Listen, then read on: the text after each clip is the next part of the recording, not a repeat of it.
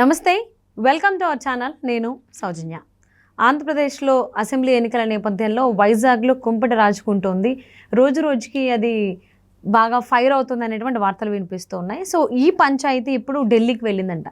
మరి ఢిల్లీ పెద్దలు ఎవరు వైజాగ్ వచ్చి ఎవరు ఈ కుంపటిని ఆర్పేయటువంటి అవకాశం ఉంది, లేకపోతే ఢిల్లీలోనే ఆర్పేస్తారా ఏంటి?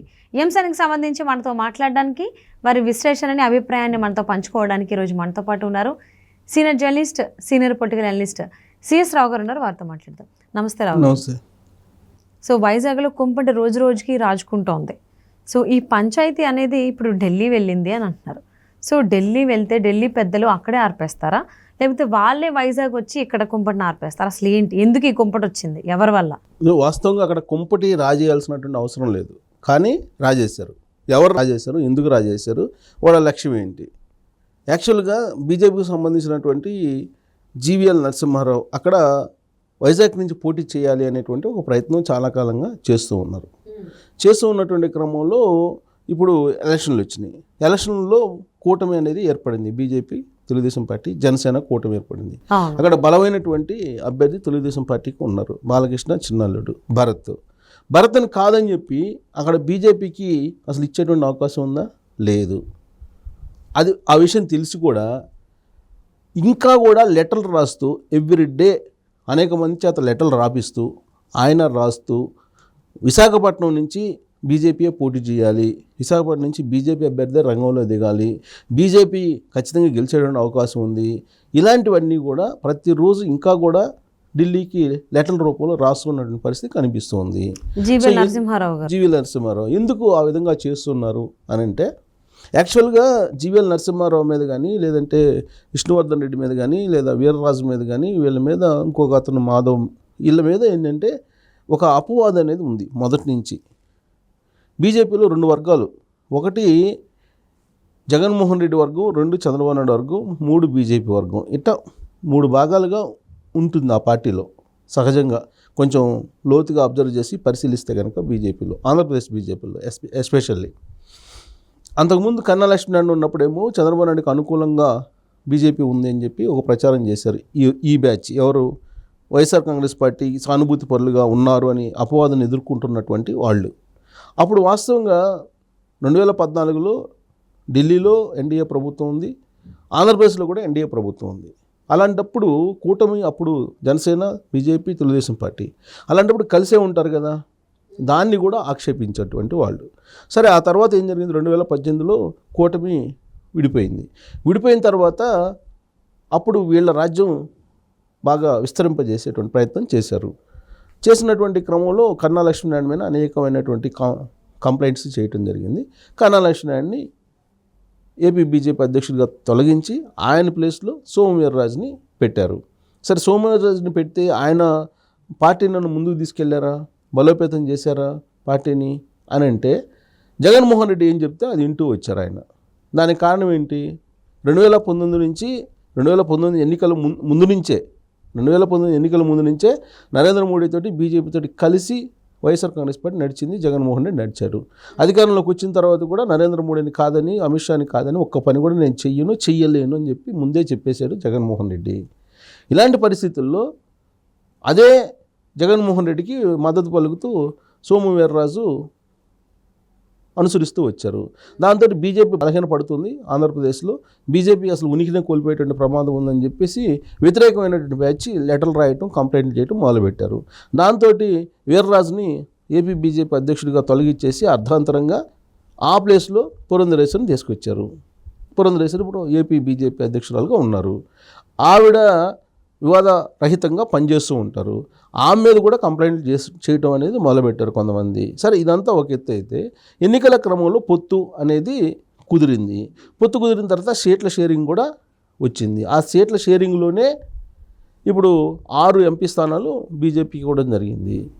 ఈ 6 ఎంపీ స్థానాల్లో ఏ స్థానాలు అని చెప్పి ఒక క్లారిటీ కూడా రావడం జరిగింది. విశాఖ తెలుగుదేశం పార్టీకి వెళ్ళింది. తెలుగుదేశం పార్టీ అభ్యర్థులను కూడా ప్రకటించారు, ప్రచారం కూడా చేసుకుంటున్నారు. అలాంటప్పుడు పొత్తు ధర్మం ప్రకారం, పొత్తు ధర్మాన్ని అనుసరించి అక్కడ తెలుగుదేశం పార్టీకి అభ్యర్థికి ఇబ్బంది కలగకుండా సపోర్ట్ చేస్తూ, మద్దతు పలుకుతూ ప్రచారం చేయాలా, లేదంటే లెటర్లు రాసి ఇప్పటికి కూడా డిస్టర్బెన్స్ చేస్తూ వైజాగ్ అనేది ఇంకా బీజేపీకి కావాలని చెప్పి పట్టుబట్టాలా? కూటమి ప్రకారం ఆ చట్ట పొత్తు ధర్మం ప్రకారం పొద్దురం ప్రకారం అయితే సపోర్ట్ చేయాలి. సపోర్ట్ చేయాలి. కానీ అందుకు విరుద్ధంగా లెటర్లు రాయిస్తున్నారు. ఆ లెటర్ రాయిస్తుంది ఎవరు? జీవీఎల్ నరసింహారావు రాయిస్తున్నారు. ఆయనకి ఏదో వైజాగ్లో పోటీ చేయాలనేటువంటి ఒక ఆలోచన ఉంది. వైజాగ్ నేను చాలా చేశాను అని చెప్పి ఆయన ప్రచారం చేసుకుంటూ, ఓన్ ప్రచారం చేసుకుంటూ, తనకి అభ్యర్థిత్వాన్ని ఇస్తే నేను పోటీ చేస్తాను, అక్కడి నుంచి గెలుస్తానని చెప్పి ఇప్పటికీ కూడా ఆయన ప్రయత్నాలు చేస్తూ అనేక మంది చేత, బీజేపీ వాళ్ళ చేత లెటర్ రాయిస్తూ మొదలుపెట్టారు. దీంతో నడ్డా దగ్గర లెటర్ల యొక్క విస్తృతి పెరిగింది, సంఖ్య కూడా పెరిగింది. ఆ లెటర్లన్నీ పరిశీలించిన తర్వాత నడ్డా అసలు ఏంటి వైజాగ్లో ఏం జరుగుతుంది అనే దాని మీద ఒక సమీక్ష చేశారు అని చెప్పి తెలుస్తుంది. ఢిల్లీలో సమీక్ష చేసినటువంటి క్రమంలో అక్కడ అసలు మార్చేటువంటి అవకాశం ఉందా అభ్యర్థిని, తెలుగుదేశం పార్టీని కాదని బీజేపీ అభ్యర్థిని పెట్టేటువంటి అవకాశం ఉందంటే ఎట్టి పరిస్థితిలో లేదు. అక్కడ బలమైనటువంటి అభ్యర్థి భరత్ ఉన్నాడు. ప్లస్ గత ఎన్నికల్లో చాలా స్వల్ప ఓట్ల తేడాతోటి ఓడిపోయాడు. ఆ రోజున జనసేన పార్టీ భారీగా చీల్చింది ఓట్లు. కానీ ఈసారి అక్కడ జనసేన, తెలుగుదేశం పార్టీ అలాగే బీజేపీ పొత్తు ఉంది కాబట్టి డ్యామ్ షూర్గా కొన్ని లక్షల ఓట్ల మెజార్టీతోటి భరత్ గెలిచేటువంటి అవకాశం ఉంది అని చెప్పి రిపోర్ట్స్ ఉన్నాయి. అయినప్పటికీ కూడా పదే అక్కడ ఉన్నటువంటి కొంతమంది వైఎస్ఆర్ కాంగ్రెస్ పార్టీకి సంబంధించినటువంటి కోర్టులతో పాటు ఇప్పుడు ఈయన కూడా కొన్ని లెటర్లు రాస్తూ అది మార్చేసి బీజేపీ తీసుకోవాలి, బీజేపీ తీసుకుంటే బెటర్ అనేటువంటి యాంగిల్లో ప్రజలు ఇప్పటికీ కూడా తీసుకొస్తున్నారని చెప్పి తెలుస్తుంది.